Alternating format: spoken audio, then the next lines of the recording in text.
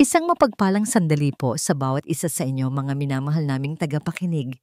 Muli, narito ang inyong lingkod, handang magbahagi ng isang kwentong susubok sa tibay ng ating mga puso at magpapatunay na ang tadhana ay may sariling paraan ng paghilom sa mga sugat ng nakaraan. Sabi nila, may mga bagay na sadyang nakaukit sa palad at may mga pusong sadyang itinadhanang magtagpo muli. Gaano man katagal ang lumipas na panahon, paano kung ang isang simpleng alaalang isinabit sa iyong leeg ang maging susi upang mabuksan ang pinto ng isang nakaraang matagal mo nang kinalimutan? Halina't sabay-sabay nating tuklasin. Vlog. Isang malakas na kalabog ang umalingaw-ngaw sa gitna ng marahang tugtugin ng biolin at piano. Sapat na para agawin ang atensyon ng iilang bisitang malapit sa kinaroroonan ni Hiraya. Kasunod nito ang tunog ng nababasag na kristal at ang sabay-sabay na paghinga ng malalim ng mga taong nakasaksi. Namanhid ang buong katawan ni Hiraya. Ang tray na puno ng mga kopita ng mamahaling alak ay nawalan ng balanse sa kanyang mga kamay. Ngayon, ang laman nitong kulay dugong likido ay dahan-dahang kumakalat sa perpektong kaputian ng gown ng babaeng nasa harapan niya. Isang mantsa, isang malaking, nakakapasong mantsa sa gabing perpekto para sa lahat, maliban sa kanya. Pakiramdam niya ay isa siyang basahan sa gitna ng mga mamahaling hiyas. Ang bawat sulok ng Hacienda de la Aurora ay sumisigaw ng karangyaan mula sa naglalakihang chandelier na kumikinang na parang mga bituin, hanggang sa halimuyak ng mga sariwang bulaklak na humahalo sa mamahaling pabango ng mga bisita.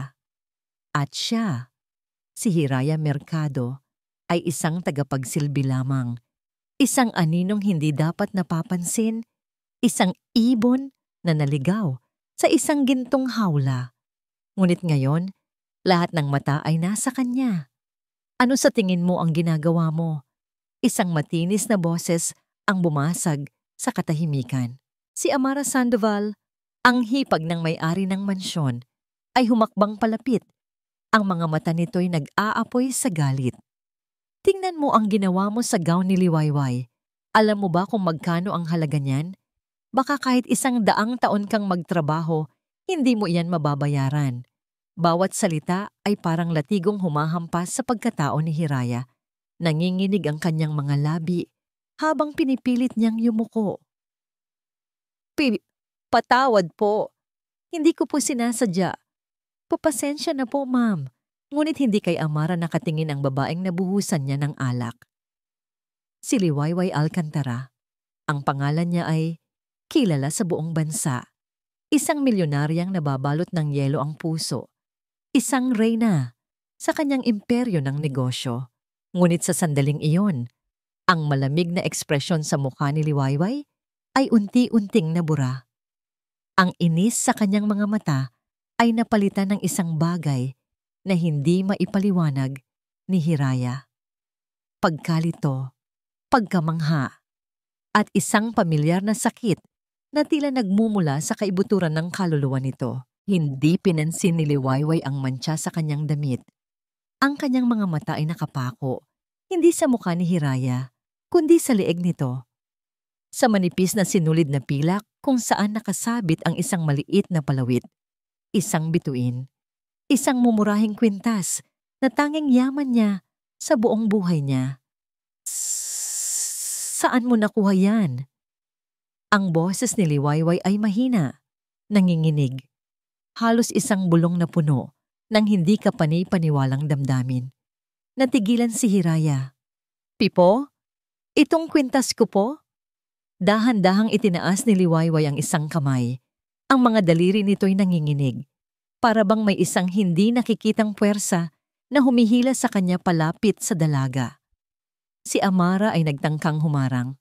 Liwayway, ano ba? Huwag mong pansinin ang walang kwentang babaeng yan. Isa lang siyang mangmang na hindi marunong magtrabaho. Pero hindi nakinig si Liwayway. Nagpatuloy siya sa paghakbang. Ang buong mundo sa paligid niya ay tila naglaho. Tanging siya at ang dalagang may kwintas na bituin na lang ang natira. Ang mga alaala ay bumuhos sa kanyang isipan na parang rumaragas ang ilog. Isang maliit na sanggol, ang amoy ng pulbos, isang binyagan, at ang parehong-parehong kwintas na isinabit niya sa leeg ng kanyang anak. Ang anak niyang matagal nang wala. Ang anak niyang tinupok ng apoy. Nang marating niya ang harapan ni Hiraya, dahan-dahan niyang iniangat ang kanyang kamay, hindi para manampal, kundi para hawakan ang palawit na bituin. Ngunit bago pa man dumampi ang kanyang mga daliri dito, ang lakas na kanina pa niya pinipigilan ay tuluyan ng bumigay. Ang mga mata ni Liwayway ay napuno ng luha. Isang pangalan ang kumawala sa kanyang mga labi. Isang pangalang 25 taon na niyang ibinubulong sa hangin tuwing gabi bago matulog. Bituin mo. At sa harap ng daan-daang bisita, sa gitna ng karangyaan at ilaw, ang katawan ng makapangyarihang si Liwayway Alcantara ay bumagsak. Nawalan siya ng malay. Sinalo ng kanyang mga security bago pa man ito tuluyang bumagsak sa sahig. Naiwang nakatayo si Hiraya, nanginginig sa takot, yakap ang sariling kwintas, habang ang kaguluhan ay sumiklab sa paligid niya. Hindi niya maintindihan bakit sa dinami-rami ng tao sa mundo, ang pangalan ng bituin na palayaw sa kanya ng kanyang yumaong ina-inahan ay ang huling salitang binigkas ng babaeng yon bago ito mawalan ng ulirat. Ang unang naramdaman ni Liwayway ay ang bigat sa kanyang ulo na para bang may bakal na nakadagan dito. Ang pangalawa ay ang pamilyar na amoy ng mamahaling French lavender na nakasaboy sa kanyang silid-tulugan. At ang pangatlo, ang imahe ng isang pares ng mga matang takot na takot at ang pagkinang ng isang pilak na bituin sa leeg ng dalagang yon. Ang kwintas, ang bituin, usok, init, sigawan, ang tunog ng kahoy na nilalamon ng apoy, ang desperadong pag-iyak ng isang sanggol. Napabalikwas ng bangon si Liwayway, habol ang kanyang hininga. Ang malambot na kumot na seda ay bumagsak mula sa kanyang mga balikat. Pawis na pawis ang kanyang noo at ang kanyang puso ay kumakaripas sa loob ng kanyang dibdib na parang isang kabayong tumatakbo para sa buhay nito. Ang bangungot. Ang parehong bangungot na dumadalaw sa kanya sa loob ng 25 taon. Ngunit ngayon, meron itong bagong muka. Ang mukha ng dalagang tagapagsilbi. Gising ka na pala. Ang boses ni Amara ang pumutol sa kanyang nagwawalang isipan. Nakatayo ito sa may pintuan. May dalang isang tray na may lamang tsaa. Ang kanyang mukha ay nagpapakita ng perpektong halo ng pag-aalala at pagmamalasakit. Isang maskarang matagal na niyang nakasanayang suotin. Anong nangyari? Tanong ni Liwayway. Ang boses niya ay paos. Hinimatay ka sa gitna ng party, sagot ni Amara habang inilalapag ang tray sa bedside table. Masyado ka na kasing nagpapagod, Liwayway. I told you to take it easy. At dahil lang sa isang clumsy na katulong, you let it get to you. Umiling si Liwayway, pilit na inaalis ang mga sapot ng alaala sa kanyang isipan. Hindi dahil doon, hindi dahil sa natapong alak. Amara, nakita mo ba? Ang alin? Kunot noong tanong ni Amara. Ang kwintas niya, giit ni Liwayway. Ang kanyang mga mata ay nanlalaki sa muling pag-agos ng pag-asa. Ang kwintas na suot niya, parehong-pareho. Ito yung kwintas na ibinigay ko kay Bituin. Isang saglit na katahimikan ang namagitan sa kanila. Tinitigan ni Amara si Liwayway at pagkatapos ay isang malungkot na ngiti ang gumuhit sa kanyang mga labi. Umupo ito sa gilid ng kama at marahang hinawakan ang kamay ng hipag. Liwayway, mahal ko, pakinggan mo ako. Alam kong hanggang ngayon ay masakit pa rin. Alam kong hindi mo makalimutan. Pero baka naman nagkakamali ka lang ng tingin. Maraming ganoong design ng kwintas. Hindi. Madiing sabi ni Liwayway, binabawi ang kanyang kamay. Kilala ko ang kwintas na yon. Ako mismo ang nagpadisenyo noon. May maliit na ukit ng pangalan ko sa likod ng bituin. Imposibleng magkamali ako. Sige, sabihin na nating totoo yan. Malumanay na sabi ni Amara na parang kinakausap ang isang batang kailangang kumbinsihin. Baka napulot lang niya o ninakaw. Maraming desperadong tao ngayon, Liwayway. Mga oportunista. Baka nalaman niyang mayaman ka na may nangyari sa nakaraan mo at ginagamit niya iyon para makakuha ng pera mula sa'yo. She's a gold digger! Ang bawat salita ni Amara ay tila may luhika, ngunit sumasalungat ito sa lahat ng isinisigaw ng puso ni Liwayway. Ang takot sa mga mata ng dalaga kanina, hindi yun takot ng isang manloloko. Iyon ay takot ng isang taong naguguluhan. Tumayo si Liwayway mula sa kama at nagtungo sa isang malaking aparador na gawa sa Nara. Binuksan niya ito at sa likod ng mga hilera ng mga designer na damit ay may isang maliit na safe. Nanginginig ang mga kamay niya habang ipinapasok ang kombinasyon. Nang bumukas ito, ang tanging laman ay isang maliit na kahon. Sa loob nito ay isang kupas na litrato. Ang nag-iisang larawan ng kanyang anak na si Bituin. Isang sanggol na nakangiti at sa leeg nito ay ang kwintas na bituin. Hinaplos niya ang larawan. 25 taon, Amara.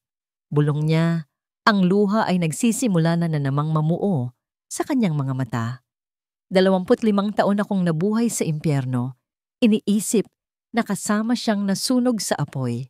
Ngayon, sa unang pagkakataon, may isang sinag ng pag-asa. Paano mo maaatim na sabihin sa aking huwag ko itong pansinin? Dahil ayokong masaktan ka ulit. Tumaas na ang boses ni Amara. Liwayway, tanggapin na natin. Wala na siya. At ang babaeng yon ay isang estranghero lang.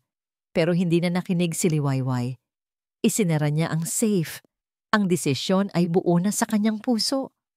Humarap siya kay Amara at sa unang pagkakataon mula nang mangyari ang trahedya, ang yelo sa kanyang mga mata ay nag-aapoy. Hindi hanggat hindi ko nalalaman ang katotohanan. Kinuha niya ang telepono sa tabi ng kanyang kama at idinayal ang numero ng kanyang pinagkakatiwalaang pinuno ng seguridad. Romulo, sabi niya sa kabilang linya. Ang kanyang boses ay matatag at puno ng awtoridad. Meron akong ipapahanap sa'yo. Ang pangalan niya ay Hiraya Mercado, isa sa mga caterer kanina. Gusto kong malaman ang lahat tungkol sa kanya. Hanapin mo siya. Dalhin mo siya sa akin. Gawin mo ang lahat ng kailangan. Isang matagal na katahimikan ang sumunod bago sumagot si Romulo. Masusunod po, ma'am. Nang ibaba niya ang telepono, nakita niya ang pagkagulat at hindi pagsang-ayon sa mukha ni Amara. Ngunit hindi na niya ito pinansin. Umupo siya sa kama. Hawak pa rin ang larawan ng kanyang anak. Pag-asa. Isang mapanganib, ngunit hindi mapigilang damdamin ang unti-unting bumubuhay sa kanyang natutulog na puso. Makalipas ang halos 1 oras ng nakakabinging katahimikan, tumunog ang telepono ni Liwayway. Si Romulo. Agad niya itong sinagot. Nahanap mo na ba siya? Ma'am, nagsimula si Romulo. At sa tono pa lang ng kanyang boses, ay alam na ni Liwayway na may problema. May kaunting komplikasyon po. Ayon sa agency, tinanggal na po siya sa trabaho kaninang gabi lang, pagkatapos ng insidente. At nang puntahan ng mga tauhan ko ang address ng tinutuluyan niyang boarding house, wala na po siya doon. Umalis siya. Dala ang lahat ng kanyang gamit. Parang naglaho na parang bula. Hira, dahan-dahan lang. Matatapilok ka niyan. Ang boses ni Sinag ay tila nagmumula sa malayo, nalulunod sa ugong sa loob ng tainga ni Hiraya. Ang tanging naririnig niya ay ang kabog ng sarili niyang dibdib, kasabay ng mabilis na pagpadyak ng kanyang mga paa sa sementadong eskinita. Pawis, takot at pagkalito, iyan ang mga emosyong nag-uunahan sa kanyang buong sistema. Hindi niya alam kung gaano katagal silang tumakbo. Ang alam lang niya ay kailangan niyang makalayo. Makalayo sa kinang ng Hacienda de la Aurora, sa mga mapanghusgang tingin at lalo na sa imahe ng isang makapangyarihang babae na bumagsak sa kanyang harapan habang binibigkas ang isang pangalang para sa kanya lang. Bituin. Dito tayo, tila sa kanya ni Sinag, at lumiko sila sa isang masikip na pasilyo sa pagitan ng dalawang gusali. Ang amoy ng nilulutong pagkain at mamasa-masang lupa ang sumalubong sa kanila. Ito ang pamilyar na amoy ng kanilang mundo. Ito ang Baryo Diwa. Nang makarating sila sa harap ng isang maliit na paupahan, doon lang bumagal ang paghinga ni Hiraya. Hinabol niya ito, nakasandal sa pader, habang binubuksan ni Sinag ang pinto. Salamat, Sinag, kung wala ka doon. Ano ka ba? Huwag mo nang isipin yun, sabi ni Sinag. Iginagaya siya papasok sa maliit na kwarto. Ang mahalaga, nakaalis ka na. Ang kwarto ni Hiraya ay kabaligtaran ng mansyon na pinanggalingan niya. Maliit, masikip, at simple. Isang lumang papag, isang maliit na mesa na may 2 upuan, at isang aparador na kinakalawang na ang mga bisagra. Ngunit para kay Hiraya, ito ang kanyang santuaryo. Dito, malaya siyang maging si Hiraya Mercado lamang.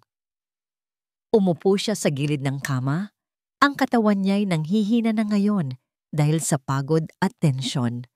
Doon niya lang napansin ang nanginginig niyang mga kamay. Hinawakan niya ang kwintas sa kanyang leeg, ang bituin. Ano ba talagang nangyari, Hira? Tanong ni Sinag. Iniabutan siya ng isang basong tubig. Bakit ganoon na lang ang reaksyon ni Mrs. Alcantara? Ikinuwento ni Hiraya ang lahat, bawat detalye. Ang pagkatapon ng alak, ang galit ni Ma'am Amara, at ang kakaibang titig ni Mrs. Alcantara sa kanyang kwintas. At pagkatapos, tinawag niya akong bituin. Pagtatapos niya, ang boses niya'y halos pabulong. Sinag, yun ang tawag sa akin ni Nanay Belen. Paano niya nalaman? Napakamot ng ulo si Sinag. Hindi ko rin alam, Hira, pero kakaiba. Sobrang kakaiba. At yung pagkahimatay niya, parang may kung anong malalim na pinaghuhugutan. Isang malakas na katok sa pinto ang nagpatigil sa kanilang pag-uusap. Nagkatinginan sila, parehong nagulat. Sino naman ang bibisita sa ganoong oras ng gabi? Nag-aalangang binuksan ni Sinag ang pinto at tumambad sa kanila ang isang lalaking nakasuot ng formal na barong. Sa likod nito, sa eskinita, ay may 2 itim at makintab na sasakyan, mga sasakyang hindi nababagay sa putik at gulo ng Baryo Diwa. Ang buong kapitbahayan ay tila huminto. Ang mga tsismosa ay nagsisilabasan sa kani-kanilang mga bintana. Nagtataka kung anong meron. Magandang gabi, bati ng lalaki. Ang boses niya ay kalmado at propesyonal. Hinahanap ko si binibining Hiraya Mercado. Napatayo si Hiraya. Ang puso niya'y muling kumabog ng mabilis. Ako po yun. Bakit po? Ako si Attorney De Leon, ang abogado ni Ginang Liwayway Alcantara. Pagpapakilala ng lalaki. Ang mga salita niya ay magagalang, ngunit may bigat na nagpapakaba kay Hiraya. Pinapunta niya ako rito para formal na humingi ng paumanhin sa nangyaring kaguluhan kanina at para na rin maghatid ng isang pakiusap. Papakiusap po? Tumango ang abogado. Ang kanyang mga mata ay seryosong tumitig kay Hiraya. May malaking kahalagahan para kay Ginang Alcantara ang kwintas na suot mo, binibini. Mayroon itong koneksyon sa isang napakasakit na bahagi ng kanyang nakaraan. Dahil dito, nais niyang hilingin sa'yo na sumailalim sa isang DNA test. DNA test? Halos mabitawan ni Hiraya ang basong hawak niya. Si Sinag naman ay humakbang paharap. Tila po protektahan si Hiraya. Teka lang, attorney. Bakit naman aabot sa ganyan? Ano bang kinalaman ni Hiraya sa nakaraan ng amo ninyo? Hindi pinansin ng abogado si Sinag. Ang kanyang atensyon ay nanatili kay Hiraya. Hindi ko pa maaring sabihin ang lahat ng detalye, ngunit makakaasa kang hindi ito biro. Kung papayag ka, sasagutin ng aming panig ang lahat ng gastusin. At kung ang resulta ay magpapatunay sa hinala ni Ginang Alcantara, huminto ang abogado, tila pinipili ng mabuti ang kanyang susunod na sasabihin. Ang buhay mo ay magbabago magpakailanman. Ang mga salitang yon ay umalingaw-ngaw sa maliit na silid, magbabago magpakailanman. Para sa isang tulad niyang lumaki sa hirap, ang pangakong yon ay kapwa nakakatukso at nakakatakot. Tumingin siya kay Sinag na umiling, nagbababala. Tumingin siya sa abogadong naghihintay ng kanyang sagot. At muli, hinawakan niya ang kwintas, ang tanging bagay na nag-uugnay sa kanya sa isang nakaraang hindi niya kilala. May kung anong puwersa sa loob niya, isang halo ng takot at pag-asa ang nagtulak sa kanya na malaman ang katotohanan. Huminga siya ng malalim. Sige po. Sagot niya. Ang boses niya ay nanginginig, ngunit may bakas ng determinasyon. Pumapayag po ako. Sa isang madilim at malamig na opisina, malayo sa gulo ng Baryo Diwa, umupo si Amara Sandoval habang nakatingin sa skyline ng Maynila. Isang baso ng mamahaling brandy ang nasa kanyang kamay.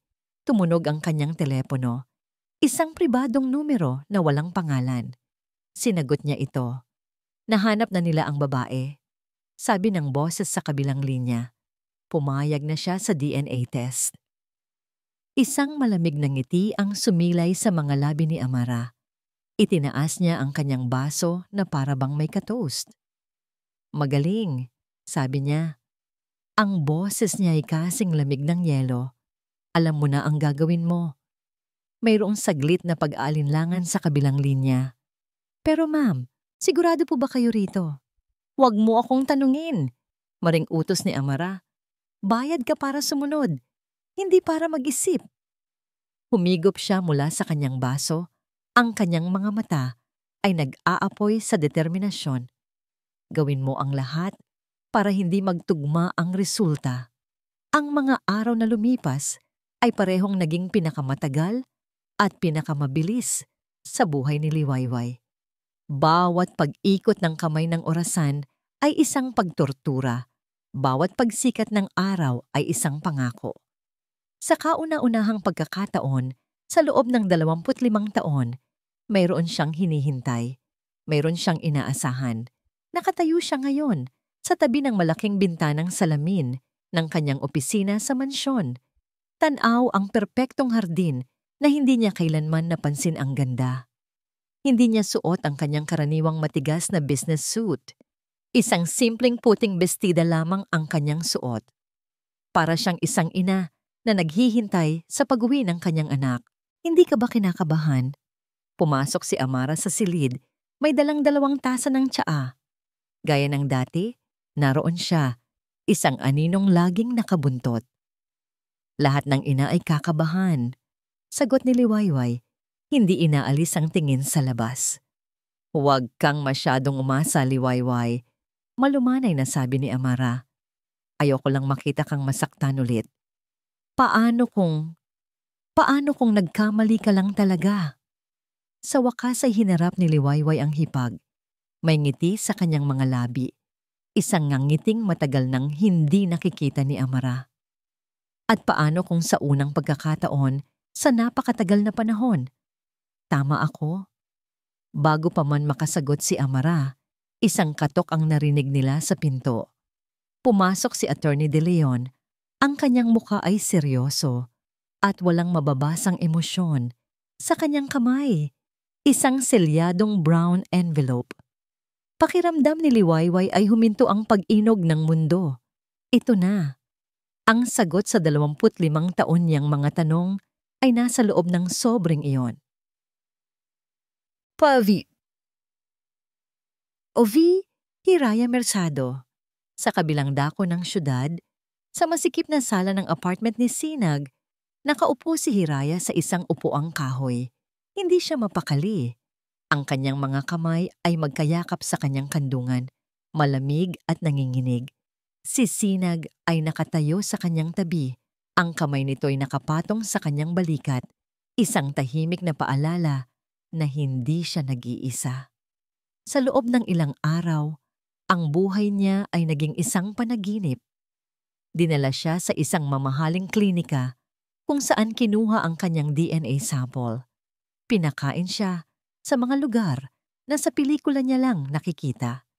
Naramdaman niya ang pag-aalaga mula sa mga taong hindi niya kilala. At sa bawat sandali, isang maliit at nakakatakot na pag-asa ang nagsimulang tumubo sa kanyang puso. Paano kung totoo? Paano kung ang buhay ng kahirapan na kinalakihan niya, agari niya, ay isang malaking pagkakamali lamang? Isang kinatawan mula sa opisina ni Attorney De Leon ang dumating. Tulad ng dati, ang kanyang formal na kasuotan ay tila hindi bagay sa kanilang simpleng pamumuhay. Inilapag niya sa maliit na mesa ang isang kaparehong selyadong brown envelope. Ito na ang resulta, binibining merkado, sabi ng lalaki. Tumingin si Hiraya kay Sinag, ang kanyang mga matay nagtatanong. Tumango si Sinag, pinipigan ng marahan ang kanyang balikat. Kaya mo yan, Hira. Ano man ang mangyari, narito lang ako. Huminga ng malalim si Hiraya. Buksan niyo na po. Tasi. POV, Liwayway Alcantara. Ang katahimikan sa loob ng opisina ni Liwayway ay nakakabingi. Ang tanging maririnig ay ang tunog ng dahan-dahang pagpunit ni Attorney De Leon sa sobre. Inilabas niya ang isang papel at ang kanyang mga mata ay mabilis na gumalaw. Binabasa ang mga teknikal na salita. Hindi na makapaghintay si Liwayway. Attorney, ano ang sabi? Itinaas ng abogado ang kanyang tingin. May lungkot at awa sa kanyang mga mata. Ginang Alcantara. Ano ang sabi? Sigaw ni Liwayway. Ang kanyang boses ay nabasag. Huminga ng malalim ang abogado. According to the comparative analysis, the probability of maternity between you and Miss Hiraya Mercado is 0%. Zero. Ang salitang iyon ay tumama kay Liwayway na parang isang bala, zero. Walang laman. Imposible. Ang pag-asang itinayo niya sa kanyang puso sa loob ng ilang araw ay gumuho na parang isang kastilyong buhangin na hinampas ng alon. Ang nangiti sa kanyang labi ay naglaho. Ang init sa kanyang puso ay biglang nanlamig. Napalitan ng isang pamilyar na kirot na mas matindi pa kaysa dati. Hindi, bulong niya. Hindi maaari. Nagkakamali kayo. Liwayway. Agad na lumapit si Amara. Niyakap siya. Sinabi ko na sa'yo, nilinlang ka lang niya. Isa siyang manloloko. Isang manggagamit. Ang mga salita ni Amara ay lason na kumalat sa mga ugat ni Liwayway. Ang sakit ay naging galit. Ang pag-asa ay naging pagkamuhi. Naramdaman niyang isa siyang hangal. Isang desperadang matandang babae na nagpadala sa isang pekeng kwintas at sa isang pares ng mga matang nagkukunwaring inosente. Pinaasa niya ako, sabi ni Liwayway. Ang kanyang boses ay puno ng yelo. Ginamit niya ang alaala ng anak ko para sa pera. Kailangan niyang pagbayaran ito, gatong pa ni Amara. Bumitaw si Liwayway mula sa pagkakayakap ni Amara. Kinuha niya ang kanyang telepono. Ang kanyang mga daliri ay nanginginig sa galit habang hinahanap ang numero ni Hiraya na ibinigay sa kanya ng abogado. POV. Hiraya Mercado. 0%. Paulit-ulit na umalingaw-ngaw ang mga salitang iyon sa isip ni Hiraya. Hindi niya namalaya na may mga luha na palang dumadaloy sa kanyang mga pisngi. Ang maliit na pag-asang itinanim sa kanyang puso ay binunot ng walang awa. Ang panaginip ay naging isang masamang biro. Nakakahiya. Sobrang nakakahiya. Umarte siyang parang isang prinsesang nawawala. Para lang malaman na isa lang pala siyang ordinaryong pulubi. Isang pagkakamali. Hira. Niyakap siya ni Sinag. Hayaan mo na. Hindi natin sila kailangan. Ngunit ang sakit ng pagtanggi ay masyadong matindi. Hindi dahil sa nawalang yaman, kundi dahil sa nawalang pagkakataon na magkaroon ng isang ina, ng isang pamilya, ng isang kasagutan sa tanong kung bakit palagi niyang nararamdaman na may kulang sa kanyang buhay. Sa gitna ng kanyang pag-iyak, tumunog ang kanyang telepono, isang hindi rehistradong numero. "Sino yan?" tanong ni Sinag. Umiling si Hiraya at pinindot ang answer button. "Hello." Ang boses sa kabilang linya ay malamig, matigas, at walang anumang bakas ng emosyong nakita niya noong gabing iyon sa party. Ito ang boses ng Reynang Yelo, si Liwayway Alcantara. "Huwag ka nang magpapakita sa akin kailanman." Natigilan si Hiraya. "Isa kang pagkakamali." Click. Nawala ang tawag. Binitawan ni Hiraya ang telepono na para siyang napaso. Ang huling salita ay tumatak sa kanyang puso na parang isang markang bakal. Pagkakamali. Iyon pala siya. Sa mata ng mundo, sa mata ng babaeng nagbigay sa kanya ng panandaliang pag-asa, siya ay isang malaking pagkakamali lamang. Habang ang buong Hacienda de la Aurora ay nababalot sa isang mabigat na katahimikan na dulot ng pighati. Sa loob ng pribadong library, isang babae ang nagdiriwang. Tinaas ni Amara Sandoval ang kanyang kopita, hinahayaan ang ilaw mula sa lampara na paglaruan ang malagong na kulay ng mamahaling red wine sa loob nito. Ang bawat sulok ng silid ay puno ng mga libro ng karunungan at sining, ngunit sa sandaling iyon, ang tanging nababasa niya ay ang sarili niyang tagumpay.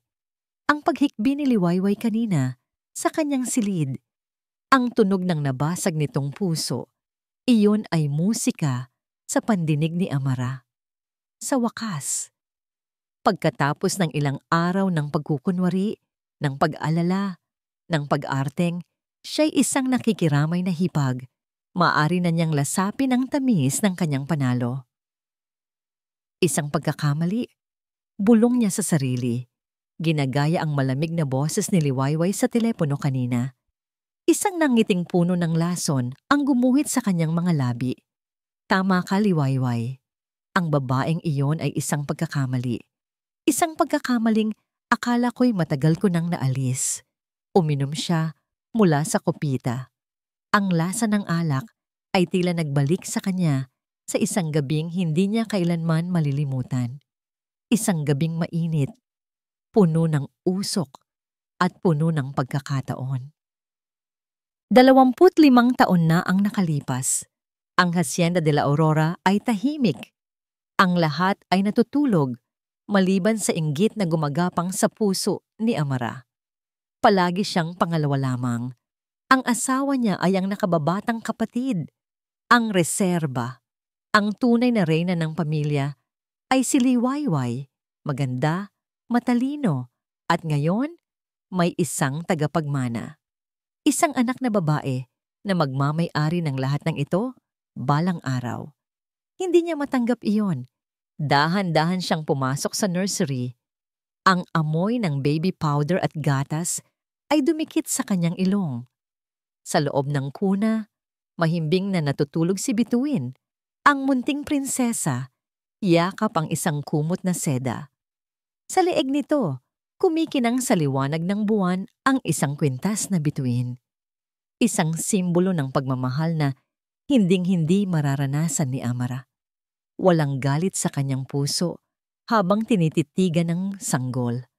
Tanging malamig at kalkuladong determinasyon. Ang sanggol na ito ay hindi isang bata. Isa itong hadlang. Isang hadlang na kailangan niyang alisin. Kinuha niya ang isang lampara mula sa koridor.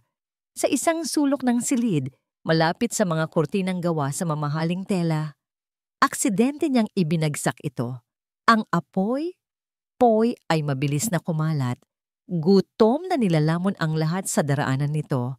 Bago pa man may makapansin, binalot na niya sa makapal na kumot ang sanggol. Isiniksik sa kanyang mga braso at dumaan sa lihim na pinto ng mga katulong sa likod.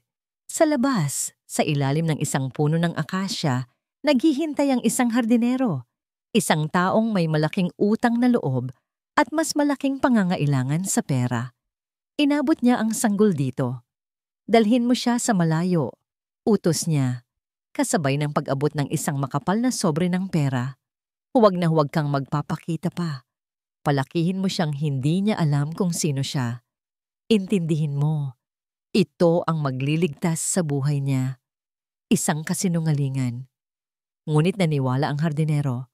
Tumango ito at naglaho sa dilim, dala ang tunay na tagapagmana ng mga alkantara. Bumalik si Amara sa loob ng nasusunog na bahay, sumisigaw, umiiyak, at gumaganap sa papel ng isang bayaning bigo. Ang alaala ay naglaho nang tumunog ang kanyang telepono. Isang pamilyar na numero. Ito ang kanyang koneksyon sa laboratorio. Nakuha mo na? Tanong ni Amara. Opo, ma'am. Nasa akin na po ang pera. Sagot ng nanginginig na boses sa kabilang linya. Ito ang parehong lalaking nakilala niya sa isang madilim na parking lot ilang gabi na ang nakalipas, kung saan ang isang bag na puno ng pera ay ipinalit sa isang pekeng resulta ng DNA. Mabuti, siguraduhin mong wala kang pinagsabihan dahil kung mayroon, hindi lang trabaho ang mawawala sa'yo, banta ni Amara. Ibinaba niya ang tawag nang hindi na hinihintay ang sagot. Tapos na ang isang problema, ngunit may isa pa. Si Hiraya, hindi siya mapapakali hanggat ang dalaga ay nasa paligid pa. Ang pag-iral nito ay isang bombang maaaring sumabog anumang oras. Kailangan niyang tiyakin na aalis ito, maglalaho, at hinding-hindi na babalik. Kinuha niya muli ang kanyang telepono at idinayal ang isa pang numero. Isang numero para sa maruruming trabaho. May ipapagawa ako sa'yo, sabi niya nang may sumagot.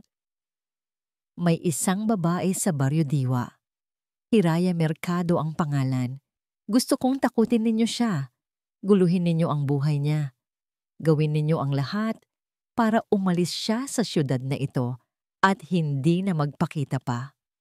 Siguraduhin ninyong hindi kayo mag-iiwan ng anumang bakas na mag-uugnay sa akin. Masusunod po, ma'am, sagot ng garalgal na boses. Pagkatapos ng tawag, tumayo si Amara at lumapit sa malaking family portrait na nakasabit sa dingding. Naroon ang yumaong asawa niya, ang kapatid nito, si Liwayway. Noong mga panahong masaya pa sila, tinitigan niya ang imahe ni Liwayway, isang babaeng mayroon ng lahat, ngunit ngayon ay wasak na wasak. Hinaplos ni Amara ang sarili niyang refleksyon sa salamin ng picture frame. Tinatakpan ang mukha ni Liwayway. Isang ngiti ng pag-aari, ang muling sumilay sa kanyang mga labi. Akin ang lahat ng ito, bulong niya sa katahimikan ng silid. Akin lang. Ang katahimikan sa loob ng apartment ni Sinag ay mas mabigat pa kaysa sa ingay ng buong Maynila. 2 araw na ang nakalipas mula nang matanggap nila ang resulta at 2 araw na ring parang isang anino na lang si Hiraya. Nakabaluktot ito sa sulok ng lumang sofa. Yakap ang kanyang mga tuhod. Nakabalot sa isang kumot na parabang nilalamig siya sa gitna ng init ng tag-araw. Hindi na siya umiiyak. Mas malala pa roon. Ang kanyang mga mata ay blanco-ao. Walang emosyon na parang ang liwanag sa loob nito ay tuluyan ng namatay. Hira, kumain ka na. Pakiusap ni Sinag sa kanya sa hindi na mabilang na pagkakataon. Inilapag niya ang isang plato ng mainit na lugaw sa maliit na mesa. Kahit kaunti lang. Hindi kumibo si Hiraya. Hindi man lang ito gumalaw. Umupo si Sinag sa sahig sa harapan niya. Ang puso niya'y nadudurog sa pagkakita sa kalagayan nito. Hindi niya matanggap ang resulta. May mali. Mula sa simula, pakiramdam niya ay may hindi tama. Ang isang inang katulad ni Liwayway Alcantara na handang kalimutan ang yaman at kapangyarihan sa isang iglap dahil lang sa isang kwintas ay hindi magiging ganoon kalamig at kalupit sa isang tawag lang sa telepono. Isa kang pagkakamali. Naikuyom ni Sinag ang kanyang mga kamao. Ang mga salitang yon, hindi si Hiraya ang pagkakamali. Sila ang nagkamali. O mas masahol pa, may isang taong sadyang nagkamali ng lahat.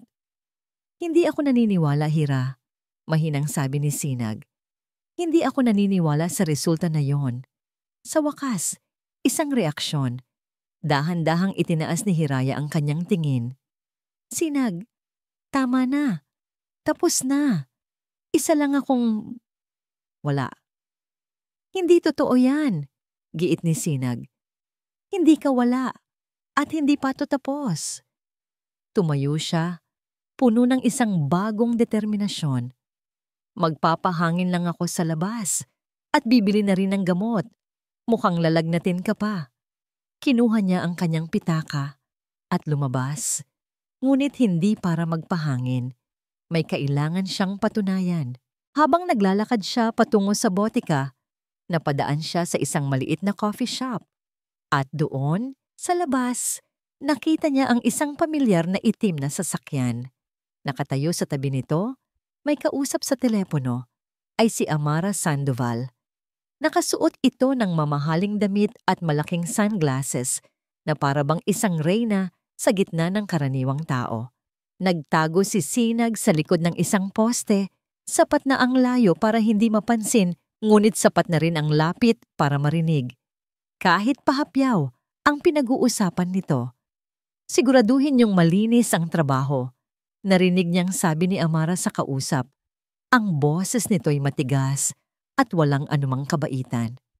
Ayokong may anumang natitirang kalat. Kung kailangang umalis, kailangang umalis. Tapusin na ang dapat tapusin. Pagkatapos ay ibinaba nito ang tawag, sumakay sa kotse at mabilis itong pinaharurot paalis. Naiwang nakatayo si Sinag. Ang kanyang puso'y biglang kinabahan. Kalat? Tapusin ang dapat tapusin? Ang mga salitang yon ay hindi para sa isang business deal. Iyon ay mga salitang may bahid ng panganib. Nagmamadali siyang bumalik sa apartment. Ang kanyang pag-aalinlangan ay naging tunay na pag-aalala. Nadatnan niyang masama na ang pakiramdam ni Hiraya. Nilalagnat na nga ito. Hiniga niya ito ng maayos sa kama at kumuha ng basang bimpo para ipatong sa noo nito. Habang pinupunasan niya ang pawis sa leeg at balikat ni Hiraya, napansin ng kanyang mga daliri ang isang kakaibang tekstura sa balat nito. Sa bandang likod, malapit sa kanang balikat. Dahan-dahan niyang inayos ang kwelyo ng damit nito para makita ng mas maayos at doon natigilan siya. Isang maliit na marka. Isang birthmark. Hindi ito basta-bastang marka. Ito ay malinaw na hugis bituin. Isang di perpektong bituin, medyo kupas, ngunit walang dudang isang bituin.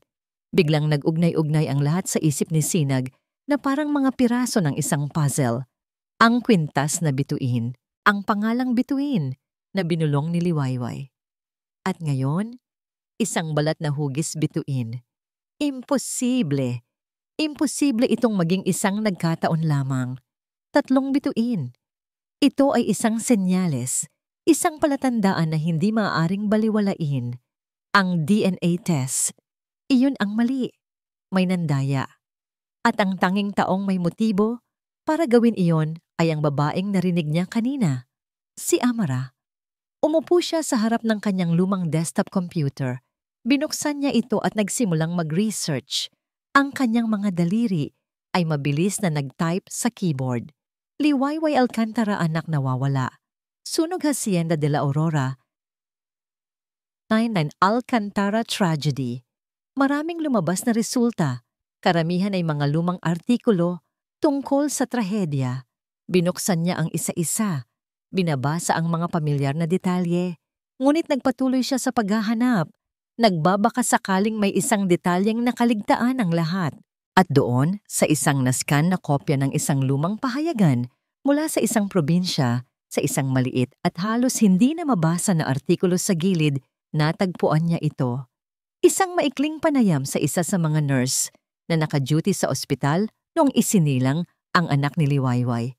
Karamihan sa sinabi nito ay papuri sa pamilya, ngunit may isang pangungusap sa dulo na nagpatigil sa paghinga ni Sinag. Naalala ko pa nga, sabi raw ng nurse sa reporter noon. May kakaibang balat daw sa likod ng balikat ang sanggol. Sabi ng mga kapwa ko nurse, isang unique birthmark. Ang tagumpay ay dapat may dalang kapayapaan, ngunit para kay Liwayway Alcantara, ang dala nito ay isang nakakabinging katahimikan. Tinanggap ng isip niya ang resulta. Tinanggap niya na si Hiraya ay isang manloloko. Tinanggap niya na muli siyang nabigo. Ngunit ang puso niya ay hindi sumasang-ayon. 3 gabi na siyang hindi makatulog ng maayos. Ang malawak at marangyang silid-tulugan ay naging isang selda. At ang malambot na kama ay naging isang pahirapan. Paulit-ulit siyang bumabangon, naglalakad-lakad sa dilim ng mansyon na parang isang kaluluwang ligaw. Ang bawat mamahaling gamit, bawat larawang nakasabit ay tila nanunumbat sa kanya. Mayroon siya ng lahat, ngunit wala siyang kapayapaan. Sa wakas, makakahinga ka na ng maluwag, sabi sa kanya ni Amara kinabukasan habang nag-aalmusal sila. Natapos na rin ang bangungot na yon. Maaari ka nang magpatuloy sa buhay mo. May kakaiba sa tono ni Amara, isang kasiglahan, isang gaan na hindi nararapat sa isang taong dapat ay nakikiramay. Tinitigan siya ni Liwayway. Ang hipag niya ay masayang-masaya, na para bang isang malaking tinik ang nabunot sa kanyang dibdib. Hindi sa dibdib ni Liwayway. Ang nangiti nito ay masyadong matamis. Ang pag-aalala nito ay masyadong pilit. Ngunit isinantabi ni Liwayway ang pagdududang yon. Pagod lang siguro siya. Naguguluhan. Noong gabing iyon, sa wakas ay dinalaw siya ng antok. Ngunit ang pagtulog ay hindi naging isang kanlungan. Ito ay naging isang portal patungo sa nakaraan. Sa kanyang panaginip, bata pa siya. Ang hangin ay sariwa at ang araw ay mainit. Karga-karga niya ang kanyang munting si bituin sa hardin. Ang tawa ng sanggol ay parang musika. Hinahalikan niya ang malambot nitong pisngi, ang maliliit nitong kamay. At pagkatapos, sa panaginip, ginawa niya ang isang bagay na palagi niyang ginagawa noon. Dahan-dahan niyang inayos ang damit ng sanggol para ilantad ang likod ng balikat nito. Naroon, isang maliit, di perpektong balat na hugis bituin, ang kanilang munting sikreto. Hinaplos niya ito at hinalikan. Ang aking bituin, bulong niya sa sanggol. Nagising si Liwayway na humihingal. Ang pisngi niya ay basa ng luha. Ang panaginip ay sobrang linaw. Sobrang totoo. Ang pakiramdam ng balat ng sanggol, ang hugis ng marka sa ilalim ng kanyang mga labi. Ramdam na ramdam pa rin niya. Ang balat, ang marka. Paanong nakalimutan niya ang pinakamahalagang detalye? Sa lahat ng pag-uusap nila tungkol kay Hiraya, sa lahat ng kanyang pag-asa, ni minsan ay hindi niya naalala ang balat na iyon. Ang isip niya ay nakatuon lamang sa kwintas. Umupo siya sa kama. Ang puso niya ay dumadagundong. Nababaliw na ba ako?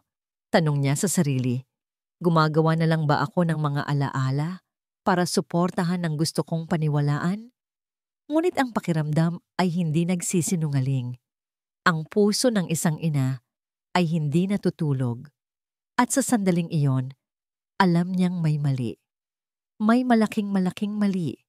Kinabukasan, gumawa siya ng isang desisyon.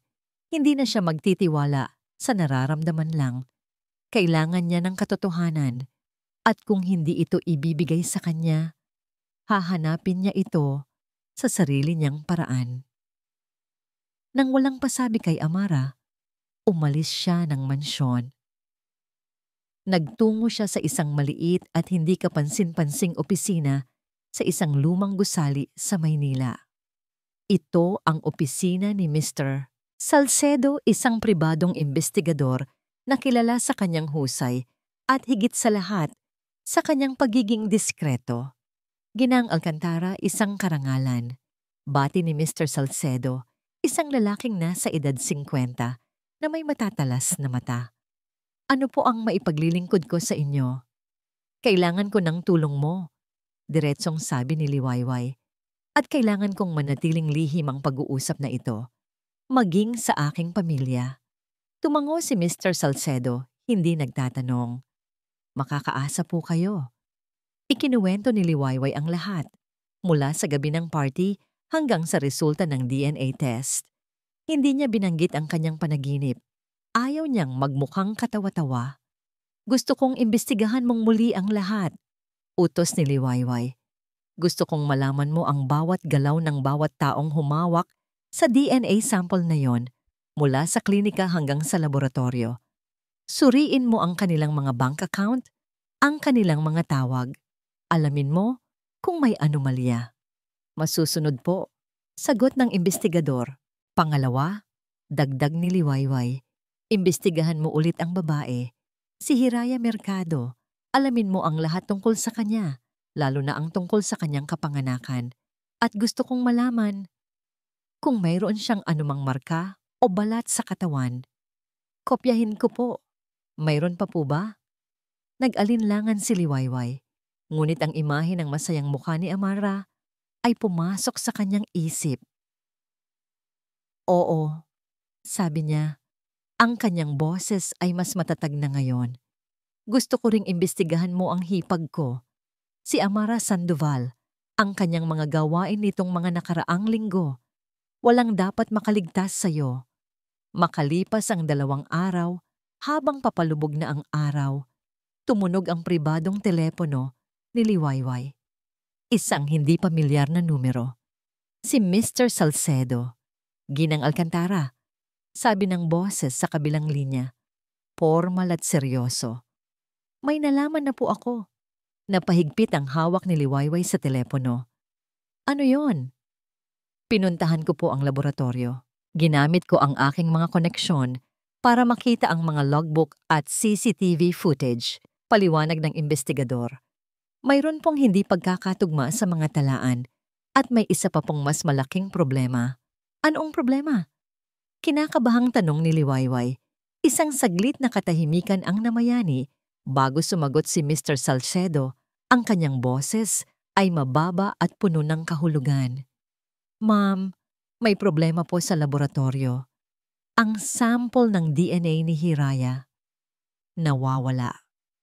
Ang lagnat ni Hiraya ay nagsimula ng humupa, ngunit ang bigat sa kanyang dibdib ay hindi nawawala. Ipinakita sa kanya ni Sinag ang nahanap nitong lumang artikulo, ang tungkol sa unique birthmark.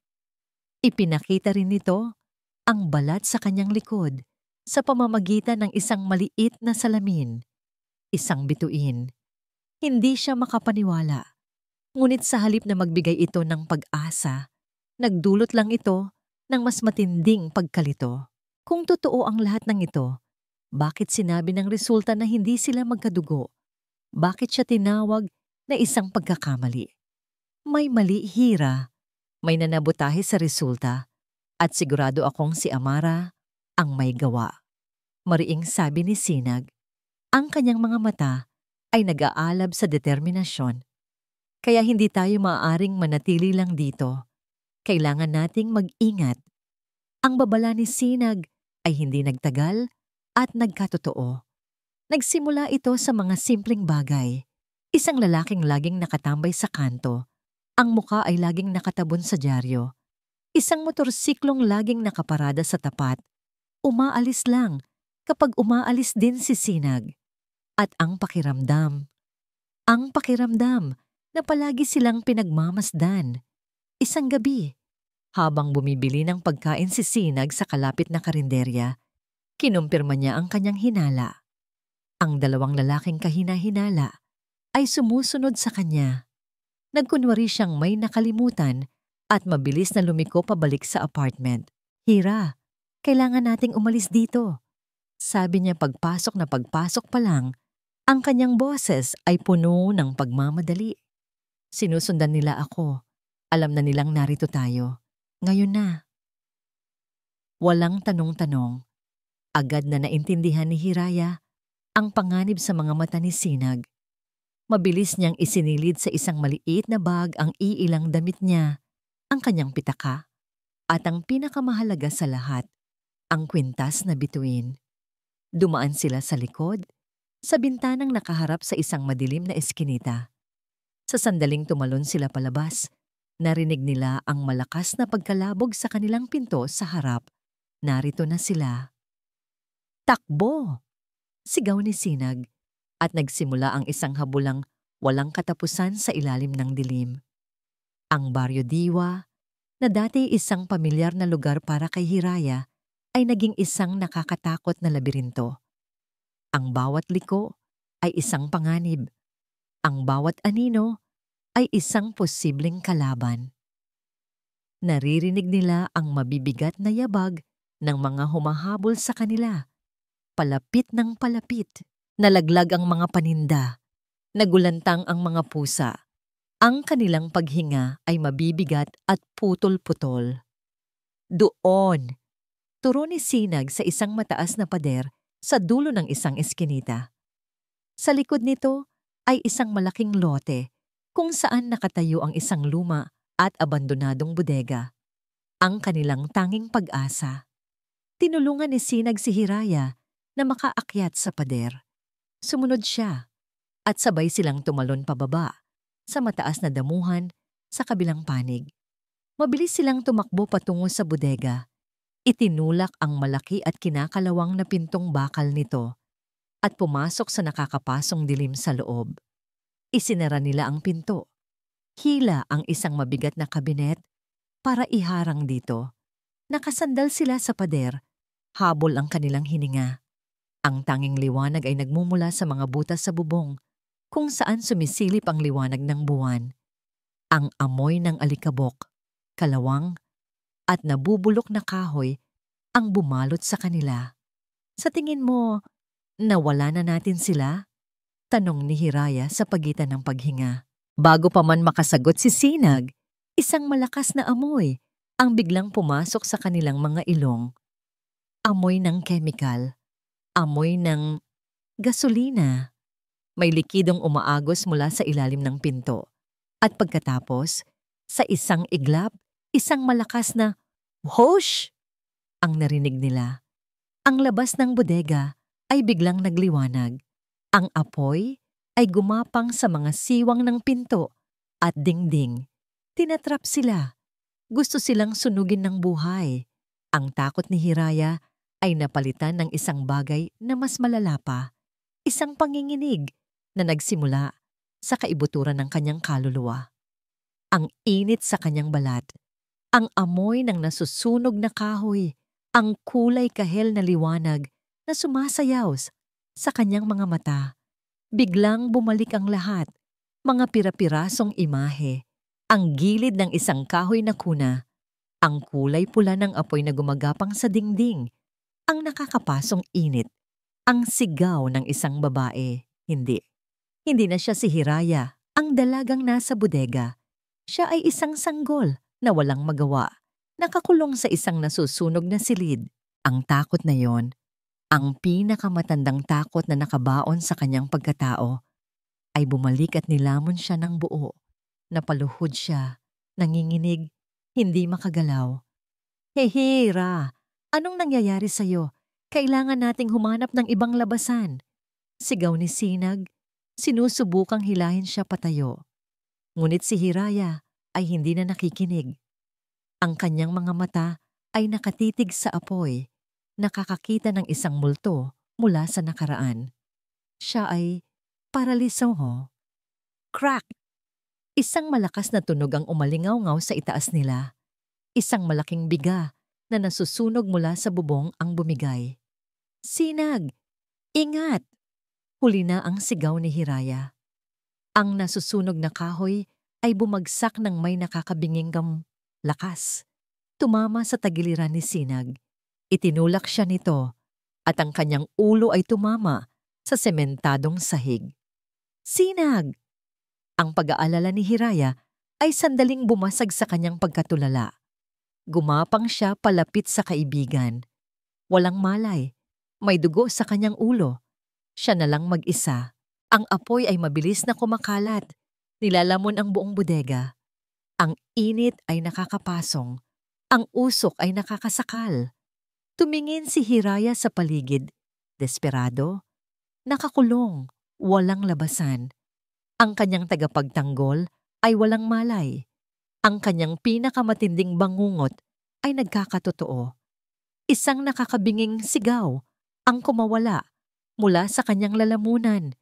Isang sigaw ng takot, ng kawalan ng pag-asa, at ng isang pangalang paulit-ulit na umuukil-kil sa kanyang isipan, Inay.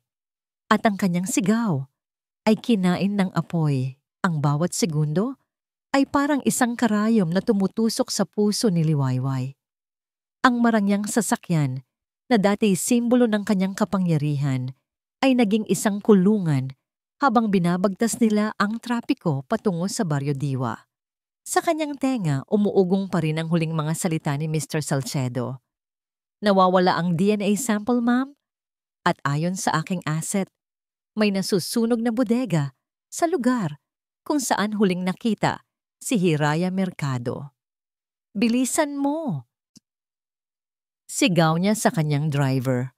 Ang boses niya ay basag at puno ng takot na hindi niya naramdaman sa loob ng 25 taon. Hindi ito ang takot ng isang negosyanteng malulugi. Ito ang takot ng isang inang malulunod sa parehong bangungot sa pangalawang pagkakataon. Pagdating nila sa dulo ng eskinita, ang tanawin ay impyerno. Isang malaking bodega ang nilalamon ng nagngangalit na apoy. Ang init ay dumadampi sa kanyang balat kahit nasa malayo pa siya. Ang itim na usok ay pumapailan lang sa kalangitan na parang isang masamang pangitain. Mga bumbero, mga pulis, mga usisero, ang buong lugar ay puno ng kaguluhan.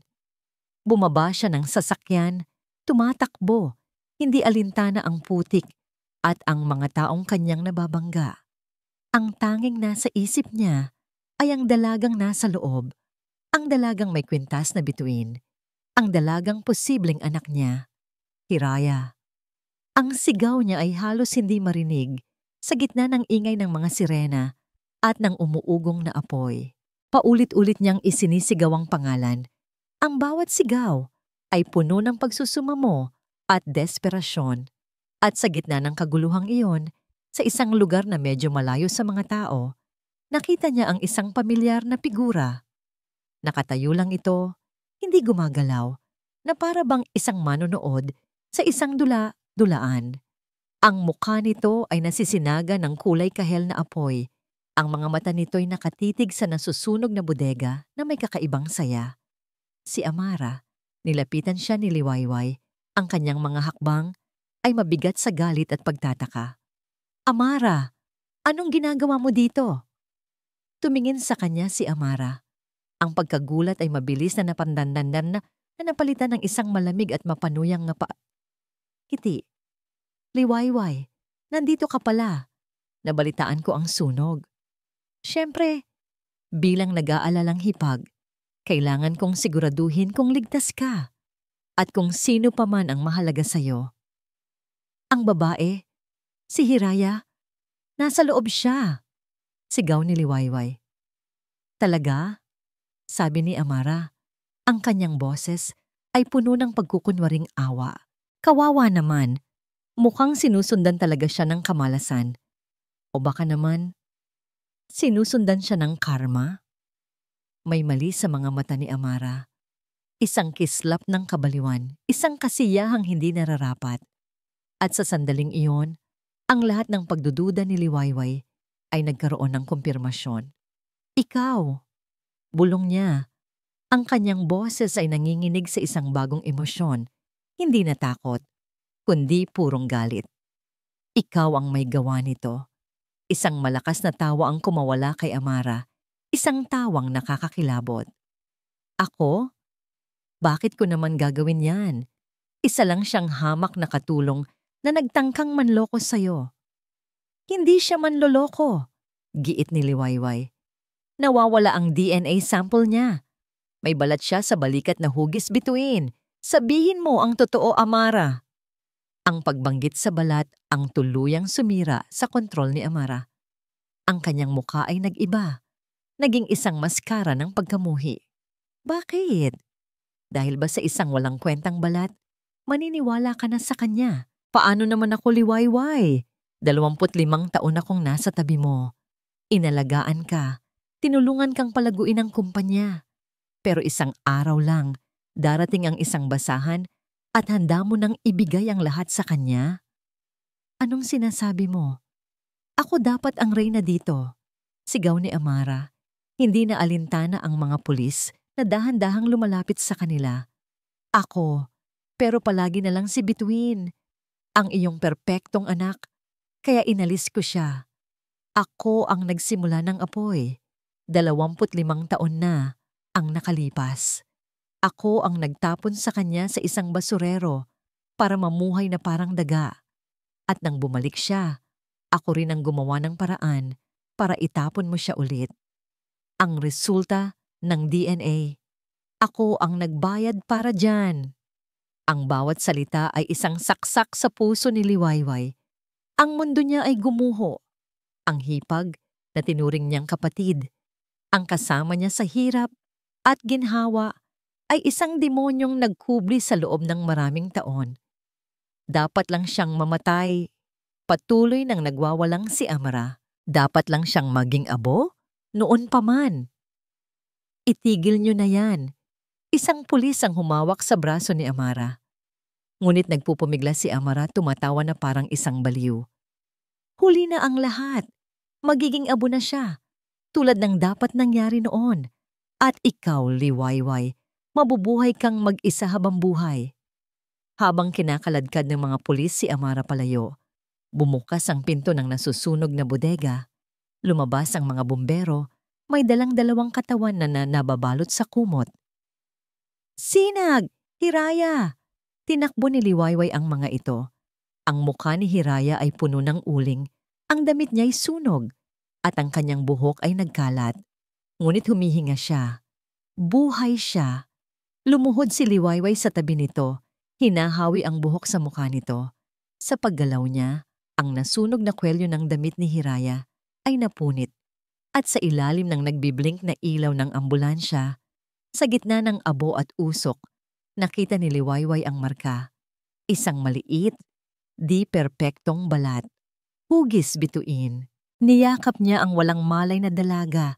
Ang mga luhang kanina pa niya pinipigilan ay bumuhos na parang isang ilog. Ito na siya. Ang kanyang anak. Ang kanyang nawawalang si Bituin. Sa init ng kanyang yakap, dahan-dahang iminulat ni Hiraya ang kanyang mga mata. Malabo ang kanyang paningin. Ang nakikita lang niya ay isang mukha, isang mukhang pamilyar, mula sa isang malayong alaala, puno ng luha at pagmamahal. Ang kanyang mga labi ay gumalaw, at isang salita, mahina at halos hindi marinig, ang kumawala. Inay! At pagkatapos, ang kadiliman ay tuluyan na siyang nilamon. Ang unang nagparehistro sa kamalayan ni Hiraya ay hindi ang puti ng kisame o ang amoy ng antiseptic na nangingibabaw sa hangin. Ito ay ang init. Isang mainit at marang haplos sa kanyang kamay. Isang haplos na pamilyar at kasabay nito'y bago, na para bang hinahanap ito ng kanyang kaluluwa sa buong buhay niya. Dahan-dahan niyang iminulat ang kanyang mga mata. Malabo sa simula, ngunit unti-unting luminaw ang isang mukha. Ang mukha ni Liwayway Alcantara. Ngunit iba ito sa mukhang nakita niya sa party o sa mukhang nababasa niya sa mga magazine. Wala ang lamig, wala ang tigas. Ang naroon ay mga mata, namumugto sa pag-iyak, puno ng pag-aalala, at ng isang pagmamahal na kayang punuin ang lahat ng kakulangan sa kanyang puso. Gising ka na! Bulong ni Liwayway. Ang boses nito'y paos at nanginginig. Hinigpitan nito ang hawak sa kanyang kamay. Salamat sa Diyos. Gising ka na, anak. Anak, ang salitang iyon. Hindi na ito isang tanong o isang bulong na puno ng pag-aalinlangan. Ito ay isang pag-angkin, isang katotohanan. Sinubukan ni Hirayang magsalita, ngunit tuyo ang kanyang lalamunan. Tumango na lang siya, habang ang mga luha ay kusana namang dumaloy mula sa kanyang mga mata. Hindi na luha ng sakit o pagkalito. Ito ay luha ng paglaya. Isang katok sa pinto ang pumutol sa kanilang tahimik na sandali. Pumasok si Attorney De Leon. Ang kanyang mukha ay hindi na kasing seryoso ng dati. May dala itong isang pamilyar na brown envelope. Ngunit sa pagkakataong ito, walang kaba sa dibdib ni Hiraya. Tanging pag-asa. Ginang Alcantara. Binibining Hiraya. Bati ng abogado. Kagabi pa po ito dumating. Isinagawa po ang panibagong pagsusuri sa ilalim ng direktang supervision ng National Bureau of Investigation para masigurong walang anumang anomalya. Inabot niya ang papel kay Liwayway. Binuksan ito ni Liwayway, ang kanyang mga kamay ay hindi na nanginginig. Binasa niya ito ng malakas. Ang bawat salita ay malinaw at matatag, na para bang isang dasal na sa wakas ay dininig.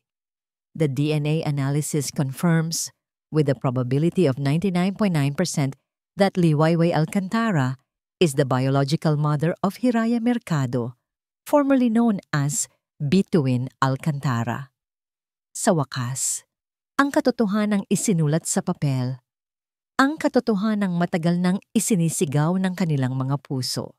Ibinaba ni Liwayway ang papel at niyakap si Hiraya, isang yakap na puno ng 25 taon ng pangungulila, pagsisisi at pagmamahal. Sa yakap na yon, gumuho ang lahat ng pader na itinayo ni Liwayway sa paligid ng kanyang puso. At sa yakap na yon, sa wakas ay naramdaman ni Hiraya na siya'y buo. Patawarin mo ako, anak. Hikbi ni Liwayway sa balikat ni Hiraya. Patawarin mo ako kung hindi kita pinaniwalaan. Patawarin mo ako sa lahat ng sakit na idinulot ko sa'yo. Umiling si Hiraya. Lalong isiniksik ang sarili sa yakap ng ina. Wala po kayong kasalanan, inay. Ang mahalaga, nahanap na natin ang isa't isa. Sa mga sumunod na oras, ang silid ng ospital ay naging isang sagradong lugar. Sa pagitan ng mga hikbi at ng mga ngiti, isinalaysay ni Hiraya ang kanyang buhay. Ikinuwento niya ang tungkol kay Nanay Belen, ang asawa ng hardinero, na nagpalaki sa kanya ng may pagmamahal kahit sa gitna ng kahirapan. Ikinuwento niya ang tungkol sa kanyang mga simpleng pangarap, ang makapagtapos ng pag-aaral, ang magkaroon ng isang maliit na tindahan. At ikinuwento niya ang palaging pakiramdam ng pagiging hindi kabilang, na parang may isang piraso ng kanyang pagkatao na nawawala. Si Liwayway naman ay nagkwento tungkol sa isang mundong puno ng karangyaan, ngunit walang kaluluwa. Ikinuwento niya ang walang katapusang mga gabi ng pag-iyak, ang pagtatayo niya ng isang imperyo para lang may pagkaabalahan at hindi maisip ang sakit, at ang pagkumbinsi niya sa sarili na ang pagiging malamig at malupit ay isang kalasaglaban sa muling pagkasugat. Dalawang magkaibang mundo, dalawang buhay na pinaglayo ng kasakiman. Ngunit sa araw na yon, sa loob ng isang simpleng silid sa ospital, ang dalawang mundong yon ay muling nagtagpo at naging isa. Sa gitna ng kanilang pag-uusap, isang mahinang ungol ang narinig mula sa kabilang kama. Dahan-dahang iminulat ni Sinag ang kanyang mga mata. Ang una niyang nakita ay si Hiraya, nakaupo, at si Liwayway na hawak ang kamay nito. Walang salitang lumabas sa bibig ni Sinag. Isang ngiti lang. Isang pagod ngunit masayang nangiti. Isang nangiting nagsasabing, nagawa natin. Agad na tumayo si Liwayway at lumapit sa kanya. Salamat, sabi niya. Ang kanyang boses ay puno ng sinseridad. Salamat sa iyo, Sinag. Utang ko sa iyo ang buhay ng anak ko. Hinding-hindi ko ito malilimutan. Pagkatapos ng ilang araw, nang medyo malakas na si Hiraya, naupo si Liwayway sa gilid ng kanyang kama. Hinaplos nito ang kanyang buhok, tulad ng ginagawa niya sa kanyang panaginip. Ang lahat ay kalmado na. Si Amara ay nasa kamay na ng mga pulis. Si Sinag ay mabilis na gumagaling. Ang hinaharap ay hindi na isang madilim na lugar, kundi isang blangkong pahina na handa na nilang sulatan. Tinitigan ni Liwayway ang mga mata ng kanyang anak. Ang mga matang minana nito mula sa kanya. "Anak," mahinang sabi niya, "handa ka na bang umuwi?" Ay, Shadan, ilang buwan na ang lumipas. Ang dating malamig at malungkot na Hacienda de la Aurora ay unti-unting nagkaroon ng buhay. Ang mga bintana ay laging bukas, hinahayaang pumasok ang sinag ng araw. Ang mga pasilyo ay napupuno na hindi lang ng alingawngaw ng nakaraan, kundi ng tunog ng mga tawanan. Para kay Liwayway, ang bawat umaga ay isang himala. Ang paggising na alam niyang nasa kabilang silid lang ang kanyang anak, ang sabay nilang pag-aalmusal, ang mga simpleng kwentuhan, ito ang mga bagay na mas mahalaga pa sa lahat ng yaman na kanyang naipundar. Ang yelo sa kanyang puso ay tuluyan ng natunaw, at sa lugar nito, isang hardin ng pagmamahal ang namumukadkad. Isang hapon, natagpuan niya si Hiraya sa library, hindi para magbasa, kundi para sa isang etiquette class na kinuha ni Liwayway para dito. Isang matandang socialite ang nagtuturo kay Hiraya kung paano ang tamang paghawak ng kubyertos para sa isang formal na hapunan. Hindi hija, sabi ng matandang guro sa pangatlong pagkakataon. Ang tinidor para sa isda ay dapat nasa kaliwa, ganyan. At ang pulso ay dapat relax. Sinubukan ni Hiraya, ngunit sa kanyang pag-angat sa tinidor, sumabit ito sa mantel na muntik nang humila sa isang florera. "Naku, pasensya na po," sabi niya, namumula ang mukha. Sa nakaraan, ang eksenang ito ay magiging isang kahihihiyan para kay Liwayway. Ngunit ngayon, isang malakas at masayang halakhak ang kumawala mula sa kanya. Isang tunog na matagal nang hindi naririnig sa mansyon. "Hayaan mo na siya, Mrs. De Villa," sabi ni Liwayway habang tumatawa. Ang mahalaga ay marunong siyang kumain. Ang puso niya ay nasa tamang lugar, hindi ang kanyang tinidor. Ang tawa ni Liwayway ay nakahawa, napangiti ang guro, at si Hiraya, sa halip na mahiya, ay napangiti na rin. Sa sandaling iyon, hindi siya si Bituin Alcantara, ang nawawalang tagapagmana.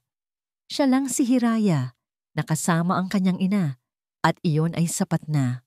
Pinanatili ni Hiraya ang kanyang pagiging simple. Linggo-linggo, bumibisita siya sa Barrio Diwa, hindi bilang isang milyonarya, kundi bilang kaibigan. At palagi siyang sinasamahan ni Sinag. Mula sa terasa ng mansyon, madalas silang pinapanood ni Liwayway na mag-usap sa hardin, nagtatawanan sa mga simpleng bagay. Nakikita niya ang pagtingin ni Sinag kay Hiraya, isang pagtingin na puno ng paghanga at pag-aalaga. At sa halip na makaramdam ng pagtutol, ang nararamdaman lang ni Liwayway ay pasasalamat. Ang binatang yon ang naging anghel ng kanyang anak. Ngunit may isang anino mula sa nakaraan na kailangan nilang harapin. Isang araw, nagpasya silang dalawa na dalawin si Amara sa kulungan. Ang dating makapangyarihang si Amara Sandoval ay nasa likod na ngayon ng isang makapal na salamin. Nakasuot ng uniforme ng preso. Ang kanyang buhok ay walang ayos at ang kanyang mga mata ay walang anumang bakas ng pagsisisi. Tanging galit. "Anong ginagawa ninyo dito?" Malamig na tanong nito. "Para ipagyabang ang inyong tagumpay?" "Nandito kami, Amara, para sabihing." Nagsimula si Liwayway, ngunit pinutol siya nito. "Hindi ko kailangan ng awa ninyo." Sigaw ni Amara, ang kanyang boses ay puno ng lason. "Sana nasunog na lang kayong dalawa. Sana naging abo na lang kayo. Walang sinabi si Hiraya. Tinitigan lang niya ang babaeng sumira sa kanyang buhay. Ngunit sa halip na galit, ang nakikita niya ay isang kaluluwang nawawala sa sarili nitong kadiliman. Tumayo si Liwayway at hinawakan ang kamay ni Hiraya. "Tara na anak," sabi niya. Umalis sila ng tahimik. Iniwan si Amara sa kanyang selda ng pagkamuhi.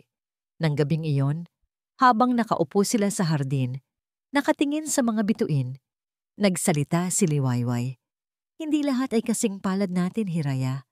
Hindi lahat ng pamilyang pinaghiwalay ay muling nabubuo." Tumingin si Hiraya sa kanyang ina. "Alam ko po, araw-araw, nagpapasalamat ako na nahanap kita." Isang ideya ang biglang nabuo sa isip ni Liwayway. Isang ideyang nagbigay liwanag sa lahat ng sakit na kanilang pinagdaanan. Paano kung gamitin natin ang ating kwento para tulungan ng iba? Paano kung gagawin nating misyon ang pagbuo muli sa mga pamilyang winasak ng tadhana? Ang mga mata ni Hiraya ay nagliwanag. "Gusto ko po yan, inay." At doon, sa ilalim ng mga bituin, isinilang ang kanilang bagong layunin. Itatayo nila ang Pwersa ng Pag-asa, isang pundasyon na tutulong sa mga nawawalang individual na mahanap ang kanilang mga pamilya. Ang kanilang sakit ay magiging lakas. Ang kanilang mga luha ay magiging pag-asa para sa iba. Makalipas ang ilang linggo, habang abala sila sa pagpaplano para sa formal na paglulunsad ng pundasyon, isang sobre ang iniabot kay Hiraya. Ito ang draft ng programa para sa gabi ng event.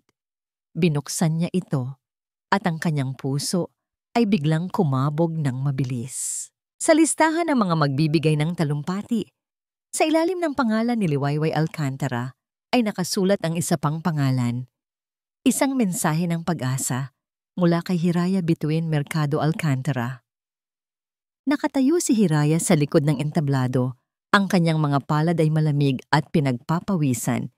Sa kanyang harapan ay isang kurtinang pelus na pula.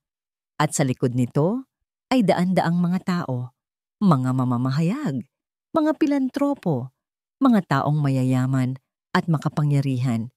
Ilang buwan lang ang nakalipas, nagtatago siya sa anino ng mga taong tulad nila. Ngayong gabi, lahat sila ay naghihintay na marinig ang kanyang boses. "Kinakabahan ka ba?" Isang pamilyar na tinig ang bumasag sa kanyang mga agam-agam. Lumapit si Liwayway mula sa kanyang likuran. Suot ang isang eleganteng gown na kulay gabi. Ngunit ang pinakamakinang na palamuti nito ay ang ngiti sa kanyang mga labi. "Sobra po, inay." Aminado ni Hiraya. Paano kung magkamali ako?" Marahang hinawakan ni Liwayway ang kanyang mga balikat at iniharap siya sa isang malaking salamin. Ang babaeng nakatingin pabalik kay Hiraya ay hindi na ang tagapagsilbing takot na takot. Nakasuot siya ng isang simpleng bestidang puti na bumagay sa kanyang pagiging mahinhin. Ang kanyang buhok ay maayos na nakapusod at sa kanyang leeg, kumikinang sa ilaw ang isang pamilyar na alahas. "Hayaan mo akong ayusin yan," sabi ni Liwayway. Dahan-dahan, inayos niya ang kwintas na bituin sa leeg ni Hiraya. Ang parehong kwintas na nagsimula ng lahat. Ngunit ngayon, ang pagdampi nito sa kanyang balat ay hindi na nagpapaalala ng isang misteryo, kundi ng isang katotohanang natagpuan na. "Wala kang dapat ikatakot, anak," bulong ni Liwayway. "Magsalita ka lang mula sa puso. Ang kwento mo ay ang iyong lakas." Huminga ng malalim si Hiraya. Tumango siya. Nang tawagin ang kanyang pangalan, ang bawat hakbang niya patungo sa entablado ay parang isang paglalakbay. Ang liwanag ng spotlight ay nakakasilaw. Ang dagat ng mga muka sa kanyang harapan ay nakakatulala. Ngunit nang marating niya ang mikropono, hindi ang mga estrangherong yon ang kanyang hinanap. Ang kanyang mga mata ay dumapo sa dalawang tao sa unang hilera. Ang kanyang ina na ang mga matay nangingilid sa luha ng kaligayahan at pagmamalaki, at si Sinag na nakangiti sa kanya. Isang ngatsam ngiting nagsasabing, "Alam kong kaya mo." Doon siya humugot ng lakas. "Magandang gabi po sa inyong lahat." Nagsimula siya. Ang kanyang boses ay medyo nanginginig sa simula, ngunit unti-unting tumatatag. "Marahil, marami sa inyo ang nakakakilala sa akin mula sa mga balita. Ang nawawalang tagapagmana, ang himala ng pamilyang Alcantara." Huminga siya ng malalim. "Ngunit ngayong gabi, hindi ko po ikukwento ang isang trahedya. Dahil ang buhay ko, sa kabila ng lahat, ay hindi isang trahedya. Ito po ay isang kwento ng pag-asa." Ikinuwento niya ang lahat. Ikinuwento niya ang pagmamahal na natanggap niya mula sa isang simpleng babaeng nagpalaki sa kanya, si Nanay Belen. Ikinuwento niya ang kanyang buhay sa Barrio Diwa, kung saan ang kahirapan ay hindi hadlang sa pagtutulungan. At ikinuwento niya ang tungkol sa isang ina na sa loob ng 25 taon ay hindi binitawan ang pag-asang balang araw ay muli siyang masisilayan. "Natutunan ko po na ang pamilya ay hindi lamang dugo." Patuloy niya. Ang kanyang boses ay puno na ng damdamin. "Ito ay pagmamahal na hindi sumusuko. Ito ay pag-asang hindi namamatay. At ang lakas ng pag-asang yon, iyon po ang dahilan kung bakit kami nakatayo sa harapan ninyo ngayon. Iyon po ang puwersa ng pag-asa. Hindi po namin maibabalik ang lahat ng nawala. Hindi namin kayang pawiin ang lahat ng sakit. Ngunit sa pamamagitan ng pundasyong ito, umaasa kaming makapagbigay ng liwanag sa iba, na sa bawat pamilyang aming mabubuo, isang bagong kwento ng pag-asa ang aming maisusulat." Nang matapos siya, isang saglit na katahimikan ang namayani, na sinundan ng isang malakas at dumadagundong na palakpakan. Tumayo ang lahat, nagbibigay pugay sa kanyang katatagan. Ngunit ang tanging mahalaga kay Hiraya ay ang pag-akyat ni Liwayway sa entablado. Niyakap siya nito ng mahigpit. Nang matapos ang gabi, habang ang mga bisita ay unti-unti nang nagpapaalam, magkasamang tumayo sina Liwayway at Hiraya sa balkonahe ng bulwagan. Sa itaas nila, ang kalangitan ay malinis at puno ng nagniningning na mga bituin. "Tingnan mo sila," bulong ni Liwayway. "Ang dami-dami nila, pero para sa akin mayroon lang akong nakikita." Tumingin si Hiraya sa kanyang ina. Nagtataka. Hinaplos ni Liwayway ang kanyang pisngi. Ang kanyang mga mata ay puno ng pagmamahal na hindi na kailanman maitatago. "Ikaw," sabi niya. Ang kanyang boses ay puno ng emosyon. "Ikaw ang pinakamaliwanag kong bituin." At sa ilalim ng tahimik na kalangitan, magkayakap ang mag-ina. Ang kanilang mga puso ay sa wakas ay payapa. Ang kanilang mga kaluluwa ay sa wakas ay buo. Handa nang harapin ang isang bagong umaga na puno ng walang hanggang pag-asa. At dito nagtatapos ang kwento ni Hiraya at Liwayway. Mula sa kaibuturan ng aking puso, maraming salamat sa inyong walang sawang pagsama sa amin sa bawat kabanata ng kanilang paglalakbay. Salamat sa bawat sandaling inilaan ninyo, sa bawat pagpatak ng luha, sa bawat pagngiti, at sa bawat pagtibok ng puso na ibinahagi ninyo sa aming mga tauhan. Habang isinusulat ko ang kwentong ito, naramdaman ko rin ang pighati ni Liwayway at ang hindi natitinag na pag-asa ni Hiraya. Bawat salita ay isang paalala na sa likod ng bawat isa sa atin, mayroong kwentong naghihintay na marinig at may mga pusong naghahanap ng kalinga. Naway ang kanilang paglalakbay ay nag-iwan sa inyo ng isang mahalagang aral, isang aral tungkol sa hindi masusukat na lakas ng pagmamahal ng isang ina, ang kapangyarihan ng pagpapatawad na maghilom sa pinakamalalim na sugat, at ang liwanag na laging hatid ng pag-asa kahit sa pinakamadilim na sandali ng ating buhay. Ngayon, bago tayo tuluyang magpaalam, nais ko namang marinig ang inyong tinig. Ano ang pinakapumatak na mensahe sa inyo mula sa kwentong ito? Aling bahagi ang pinakatumago sa inyong puso? Hihintayin ko po ang inyong mga komento sa ibaba. Hanggang sa muli nating pagkikita sa susunod na kwento. Manatili po kayong ligtas at laging magmahal. Ito po ang inyong lingkod at tagapagkwento, mapagpakumbabang nagpapaalam.